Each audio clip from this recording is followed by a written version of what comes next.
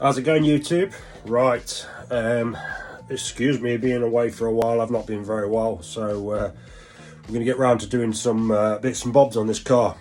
So what we have here is an Android 9-inch screen with CarPlay, all the Fandango bits. I've not done an unboxing video because it was simply just masses of packaging, but I've got it all out now. I've got it in my head what everything does and what everything is, so hopefully this should be a near enough 100% plug and play option for around about 250 quid. It's got nav, it's got SIM card socket, it's got everything with it. I'll show you what's included. Excuse my kitchen, people. Basically what you get is you get the 9-inch screen. It's got a nice big heat sink on it. Big 9-inch screen. You get with this 9-inch screen what we got here. So we've got a 4 gigabytes of RAM. You get 4G. You get CarPlay, and it is a QLED screen, RGB QLED screen. So it should be really good quality. It's really high spec. So we've got a specialised fascia for obviously fitting in the dash. I've checked the match-up on the pattern and the colour, and it's pretty good, to be honest. It's not perfect, but it's pretty good, so we'll give it a go. Obviously the unit screws in from the back, so I'm going to get these screws in a minute. I like the 9-inch one because it doesn't block the fans at the top, and it doesn't block the hazard light switch. So there are 10-inch ones available, but it blocks these, interferes with them. So I went for the 9-inch one because of that. Right, so in the kit, you get an official connects to adapter for the top, keeping the top screens, you know, for the climate control. So that should keep all of that going. You get a buck ton of screws for screwing the unit to the fascia. You get a single and a double USBs. We have an external microphone, a screen DAB antenna. Finally, we've got a GPS antenna. Right, so I'm sat on the edge of the FN2 at the moment. So first thing to do with this, we're getting a radio in an FN2, is we've got to remove this piece of plastic that goes along the bottom of the steering wheel itself.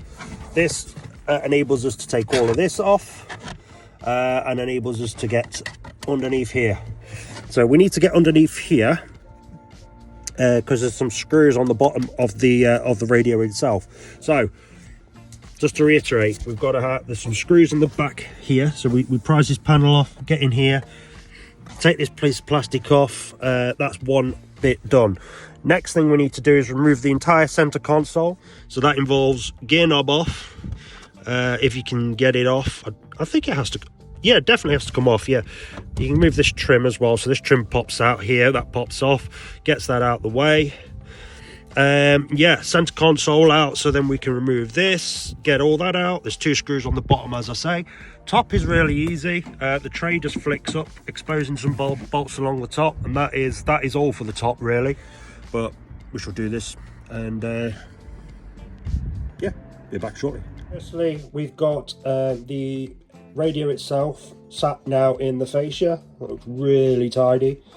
And what we're going to do with that is we're going to put all those screws in around the edge, those little silver ones that came with the kit, to hold that in place, and then we can get the car stripped down ready for getting this in. Just to go over what I quickly just discussed, we put 4 screws in, bang bang bang bang on each corner, and that is now radio is now part of the frame itself.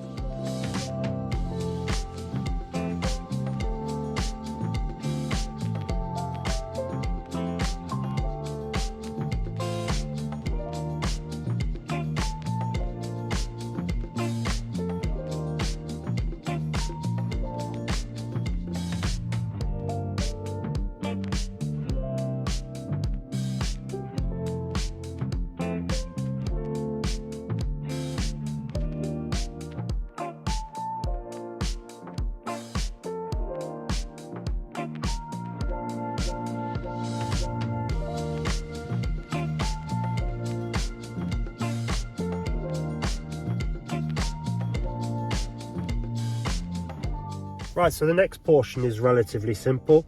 We're going to start removing the center console itself. So what you want to do is you want to have both your seats right forward. So we'll get this other seat cranked forward.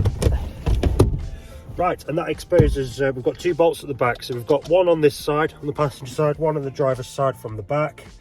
You need a little screwdriver to flick those over. So I'll show you in a sec.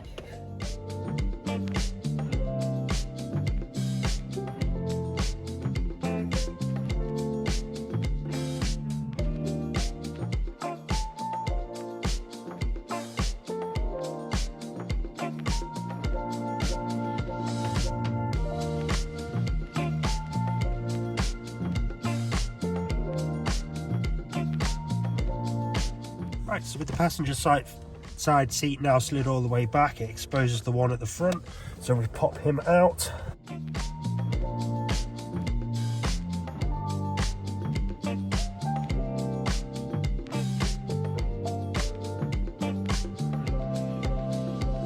we're around at the driver's side front now, driver's side seat all the way back.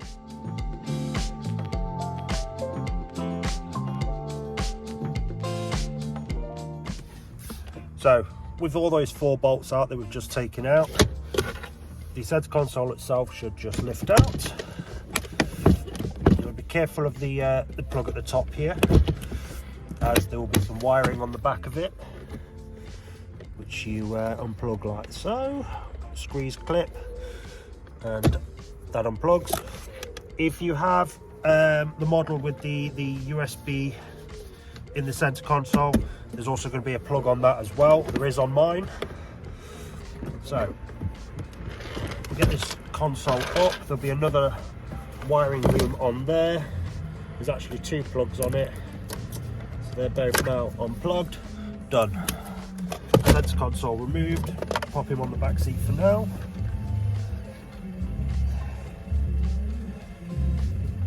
Right, so for the rest of the lower stuff, I'm going to work from this angle. It's hard getting a decent filming angle in this while you're doing it, but yeah, okay. So we've got all of that exposed. Now we want to get the center out. So we've got, I think there's 2. Yep, so there's a push fit clip on this side, and I think there's 2 push fit clips on that side there. They've got to come out, so we'll get those out.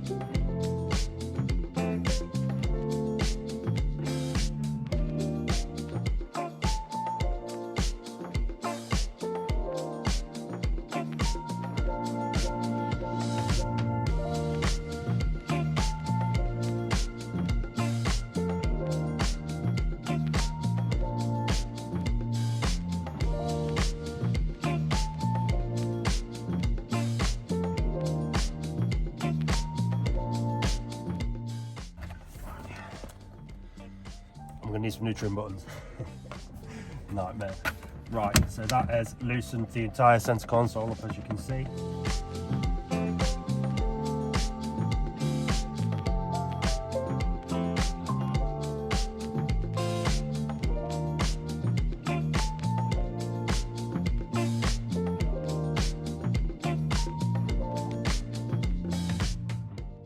Some work, 14mm on mine, back to front. So we want to come towards yourself for the locking nut on the bottom of the gear knob. Mine's a skunk too, it's got the original locking nut on the bottom. I've not got one of those fancy skunk collars yet.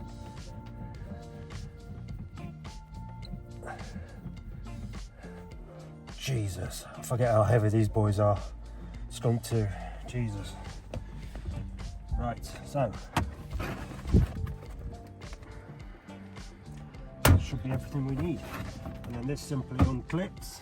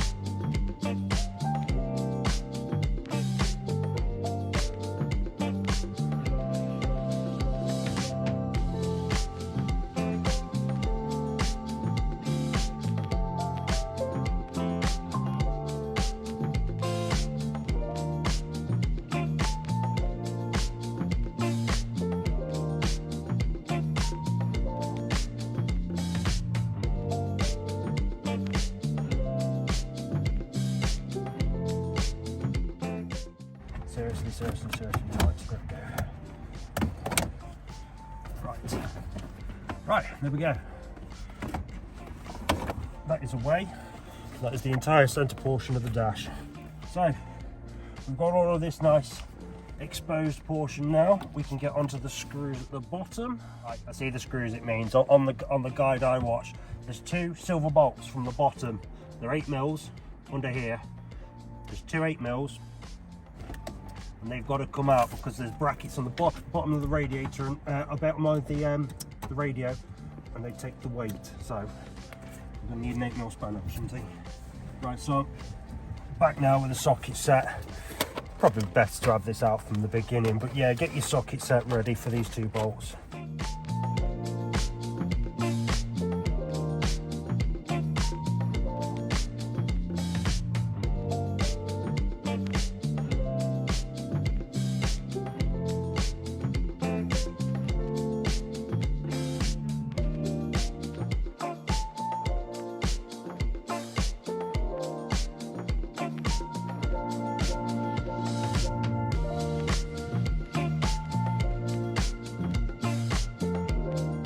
What we're going to do is we're going to get our pry bar in from the edge and we're going to start lifting up. We've got another couple of these somewhere, so where are they? Here. Yeah, so we're going to get our pry bars in, plastic pry bars, as to try and not make any marks on it. And we're going to slowly work our way along. Just work your way along and pop the clips up. Don't force it. If you force it, it's going to be in your field of vision. Every time you get in your car, you're going to be pissed off. I know I would.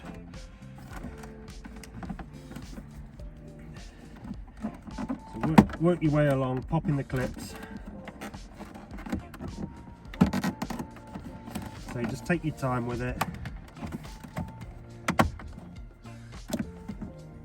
You've got it to a point, and then it's saying no. No. Please, sir, will you come off? No. No. Right. So, yeah, this corner can be an arsehole for anybody that wants to attempt this.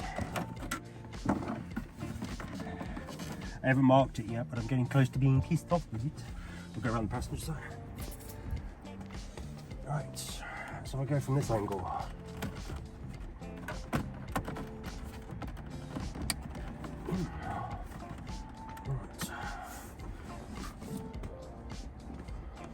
Clips coming up. One eternity later. There we go. That is how you remove a top shelf without breaking it. Didn't sound pretty though, did it? That was a bit of a wrestle. That was a bit of a wrestle. Right, that's exposed the top. If we have a look here, we've got 1, 2, 3 bolts at the top there, and the whole thing should pull forward. So I think think I went from passenger side. Got the steering wheel on our way then. That bolt's steering me out. Guess what I've got for you, mother? Phillips in your eye. Got the proper tools on the go now. So, I am holding this camera with one hand. So apologies for the image quality if it disappears. Oh, I'm using my fancy image stabilizer there. Not too bad, is it? Oh, everybody on YouTube watching me screw things. Lol. Oh, don't drop them bolts.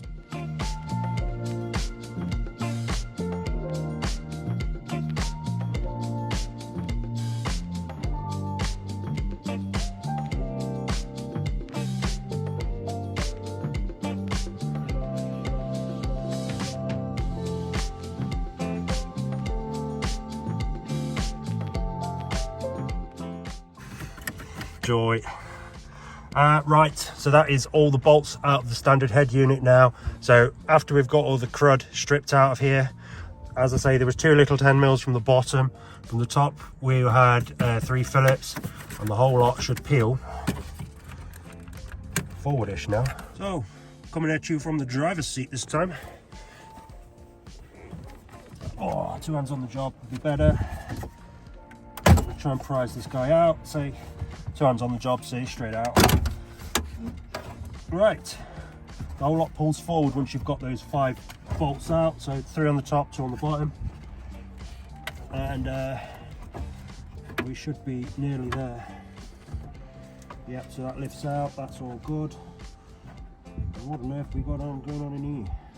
Right, so we've got a load of plugs on the back. So we'll start unplugging these. We've got 2 wiring looms which are fixed in by those sort of like retaining things. So we're going to need a pair of long nose pliers, wherever they've gone. There they are. So long nose nippies. Let's see if we can get this down enough to show you. Probably not, but yeah, there's a wiring loom piece up here. Long nose pair of pliers or any pair of pliers, just nip the legs in and that'll push out, save you destroying the clip. You can always put it back to standard that way then. There's one there and there's one on here, and that should free up a load of the room. The wiring loom, it's a huge like trunk in here for the wiring loom. I presume it's for heat protection. But yeah, once you've got those popped through like that, the whole lot should free up a little bit more. So you should be able to drop this right down, like so. So we're all dropped down now. So the only thing that's holding this in, say we've got the hazard light switch on the far right side, close to the driver. So we've got to strip that out, take that inside, swap that over onto the other facer unit. We've got nippers here, so we're going to nip this guy in. That's one plug out. That'll be for the I think that's a USB out for it, but we'll soon see what fits in there. So we've got a couple of wiring looms here. So they've got push in button, big white one out, push in button, big grey one out, and lastly push in button, the last big grey one out. So that takes all of those out. Right, the big trunking on the bottom was to expose the 2 green plugs on the on here. I haven't got a clue what they do, but yeah, we'll have those out as well.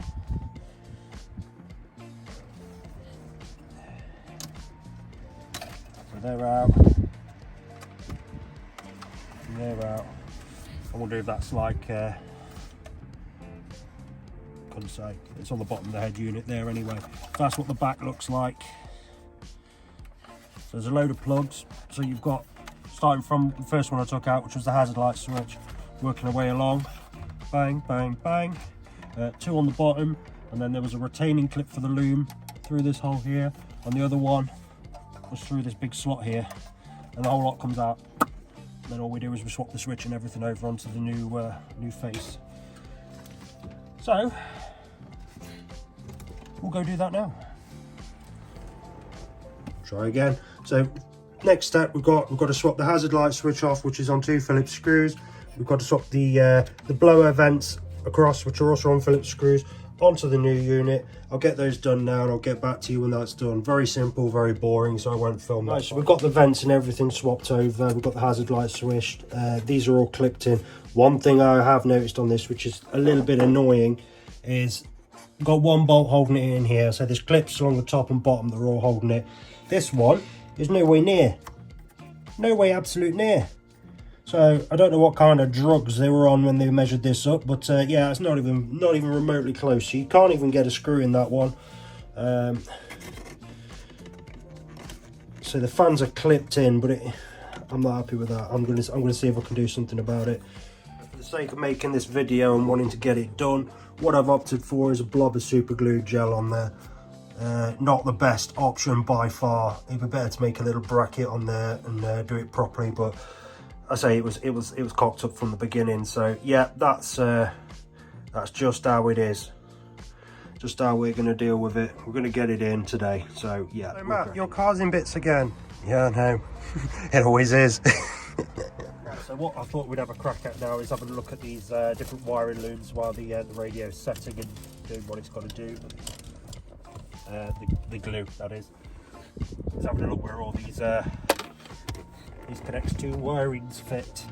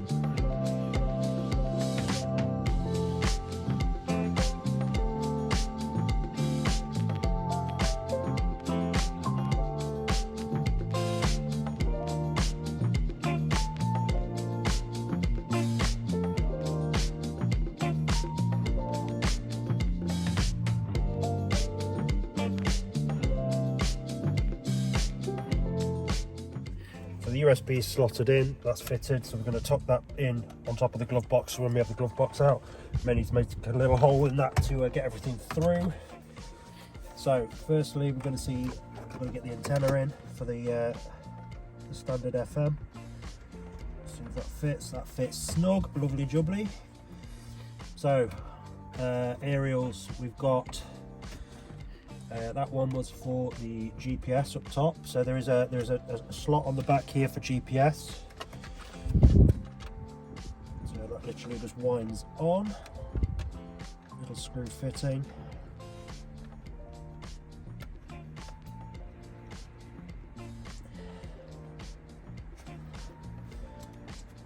Little screw fitting on that. Oh, that's tight to get at. Maybe I should have plugged all this.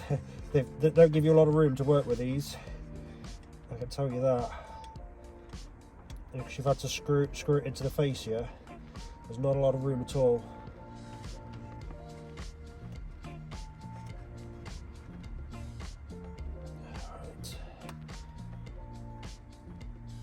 Right, that is in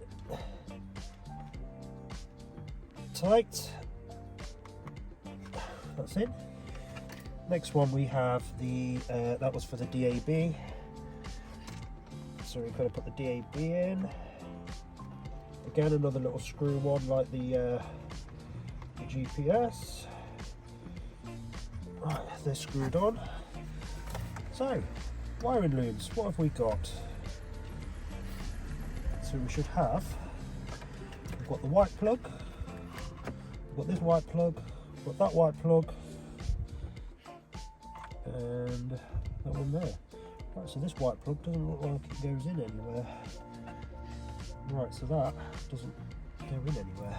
Right, okay, so what we're going to do is, we do have this white plug.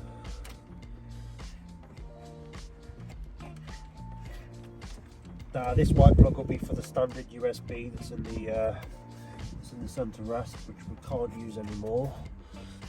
So we've got an external one anyway here. So we'll tuck him out of the way. We've got the actual radio adapter itself, which goes on this side. This will give it power, etc. It's got all the radio outs on it. Okay, it's in. And we have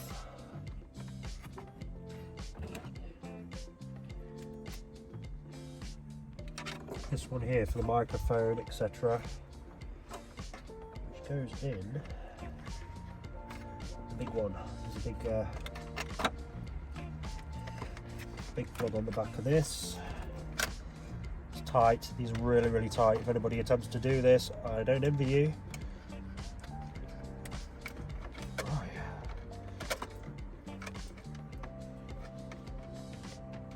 That is that clipped in. Right, so we've got everything, I think. So we'll have a play about with this now to see if it fires up, see if the steering wheel controls work, etc. What's down here? This is the USB. We needed to route that, didn't we? Before we go anywhere. So this USB, we're going to route it over the top, on top of the glove box. To have a play around with later on, and that should be near enough, except for wiring, routing, etc., near enough it. Hopefully it should fire up. Alright, so we'll leave her there a minute and I'll grab the key. Got the key. And we'll have a go.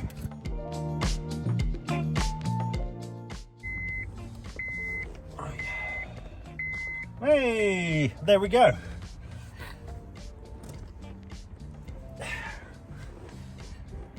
Right, so top screen still working for anybody that's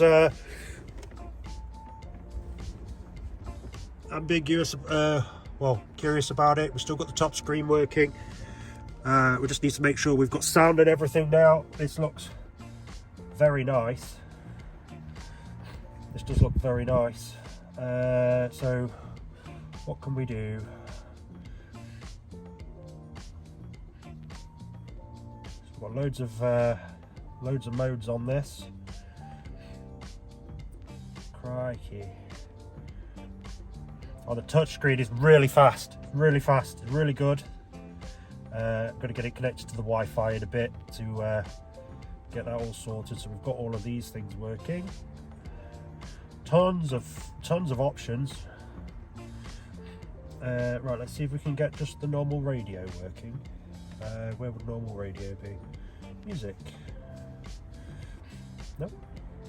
So we've got app controller. So we've got an app installer, Android powered. We've got Android navigation, music, steering wheel interface, so we'll have to get all those done in a bit. DAB, should we see if that DAB is picking anything up?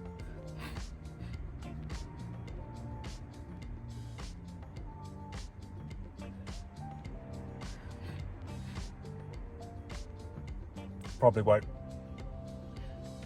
pick anything up, to be honest.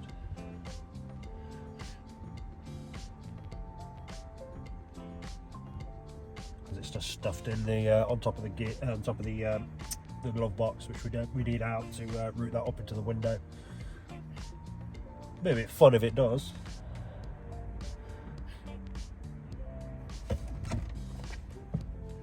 Yeah, I'll have this glove box out at some point. Looks really simple anyway, just push fit clips like the rest of the car. Right, let's see if we can get FM. YouTube. Network.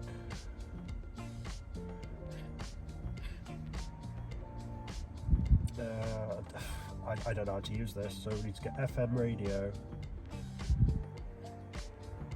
FM radio, home button. FM radio, FM radio. View animation, colour, Android theme. Settings. Radio.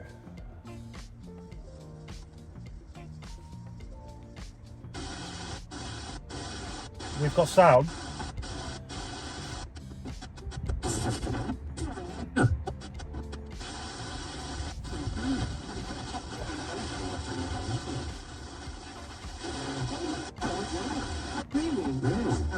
Oh, you can scroll on nice. So we're just messing around with her now. I'm just having a look through the videos. What have we got? We've got YouTube on here. Let's see if we've got any premium subscriptions. Who have we got? Got a little Dazar video there. We've got some dyno footage. Let's see if we can get that on. There we go.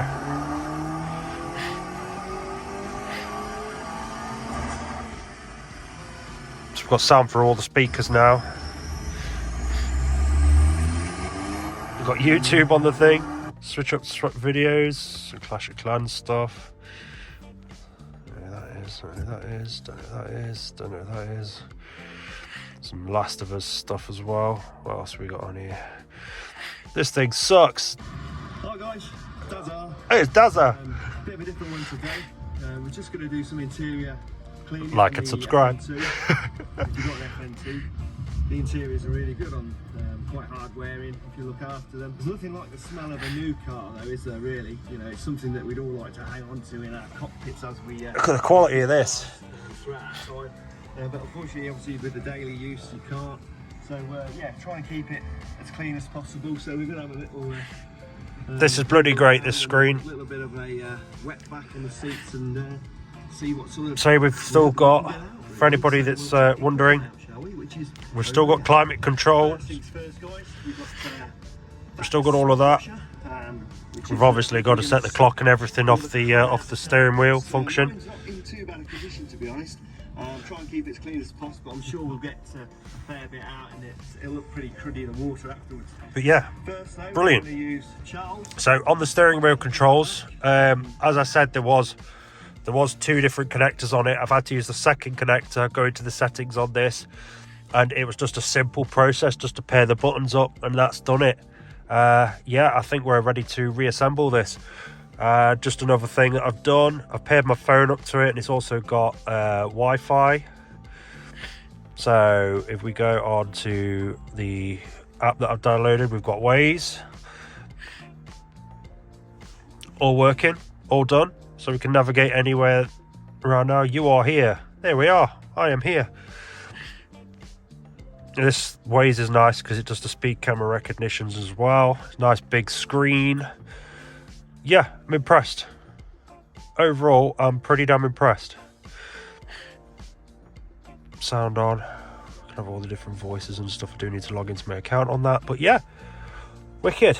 Get this car reassembled and get this final bit slotted in, make sure it all fits, and we'll go from there. So one thing I have noticed locating this is this happens on a lot of the FN2s. A lot of people will tell you this.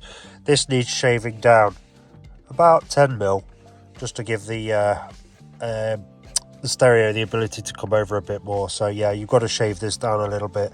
So I'm just going to get a hacksaw on it. It's just a bit of plastic from the dash, just to get the double din to sit properly. I've seen it loads of times on forums that people have had issues. Basically, the locator peg on the stereo itself, it needs to come over about 10 mil. So we'll give it a crack and see how locator peg on this side. Look, that is what I'm on about. It's a bit annoying, really, but everything else lines up nice. It's even brought over. It doesn't. Right, so I would like to add that this has been a little bit of a sod to get in place properly. Now, on your standard radio, there's some little pegs on the back, and they've got like these little push fit clips in. So you have to transfer them over onto this radio or it won't hold it in. So that's what we're doing at the moment. We've got it located, and I've made that cut down the side of the dash. It don't look pretty, but if you can see that, it's just cut down there. You can't really get in with anything, so that's how I've done it. And I say these little push fit clips, you need them up the side, up here,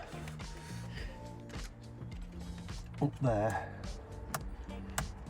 to hold that in. And there's one on the bottom,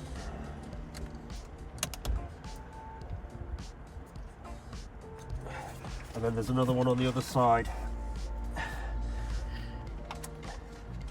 and that'll help get it locked into the holes properly. Right, so that's in. Apologies about before, my gimbal was playing up. So it fits. I mean, it's not got the big dirty gap what some of these have. It's a little bit gappy at the top, but it fits with the clips off the old unit. I mean, I presume that's a lot of people don't do that properly because they have huge gaps and stuff. Yeah, it's a little bit gappy, but it's in. It's in. The unit is in, and now we turn the ignition on. Make sure it all works still.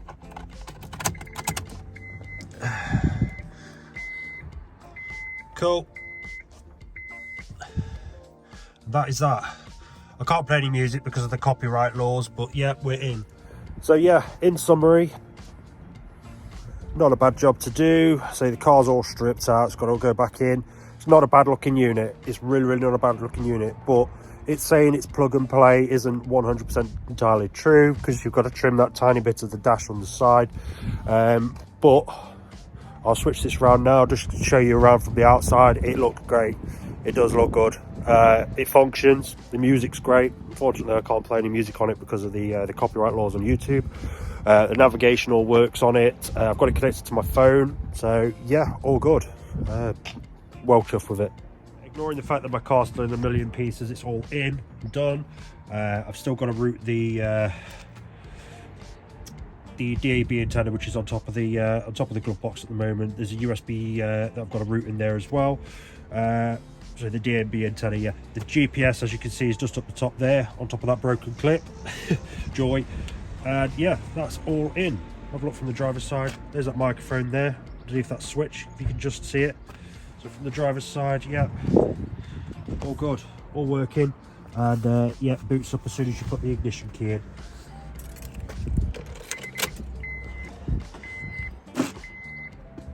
So top clock's working for the thing. That's all booted up. Nice and colourful, really good screen. Yeah, that's all good. Cheers, YouTube. So this is all up and running now. Via the T-Link app, you've got Apple CarPlay. So it's got all the Apple apps on it. It's got everything. It's brilliant. You've got WhatsApp. So there we go. We've got wireless CarPlay straight through the Apple app on there. So it's got full Android compatibility. It's got full Apple CarPlay on there. Yeah. What more could you want for the money? And it is the proper Apple CarPlay as well. So if we go back, yeah, there's the screen, look.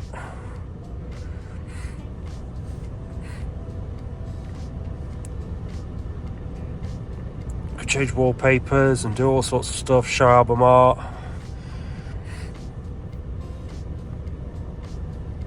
Yeah, well impressed with this.